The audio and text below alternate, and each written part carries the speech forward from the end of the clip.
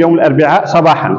نتمنى للمترشحين التوفيق إن شاء الله. رئيس مصلحة الإدماج، مسؤولين كاع في المؤسسة، نشكروا الأساتذة اللي قاموا بالواجب تاعهم، والحمد لله رانا نجحنا في هذه مؤسسة إعادة التربية والتأهيل لولاية عين الحجر سعيدة.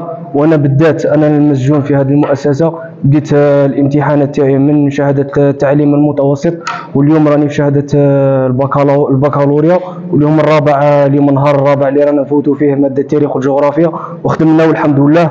ويعود الشكر الكامل لمدير المؤسسة اللي قام بالواجب تاعه طوال السنة، والمسؤولين جميع المسؤولين في هذا الإطار تاع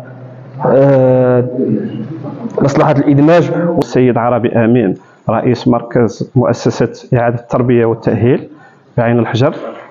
بالنسبة للمركز يضم 277 مترشح موزعين على اللجان التالية: شعبة آداب وفلسفة، شعبة لغات أجنبية، شعبة علوم تجريبية، شعبة تسيير واقتصاد، شعبة رياضيات، وشعبة تقني رياضي هندسة مدنية.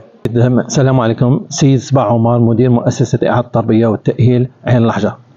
حظيت مؤسستنا الامتحان شهادة البكالوريا ل 277 محبوسا الذين كانوا تحت تأطير أساتذة من مديرية التربية لولاية سعيدة بعدد 163 أستاذا.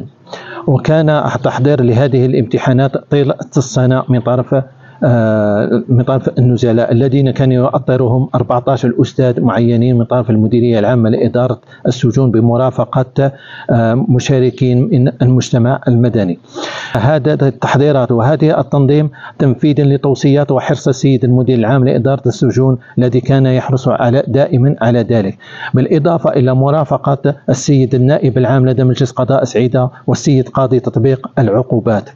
كما كان يشرف على هؤلاء النزلاء ويرافقهم أخصائي نفساني وطبيب الذين كانوا طيلة السنة، بالإضافة إلى أثناء أيام امتحانهم هذه السنة.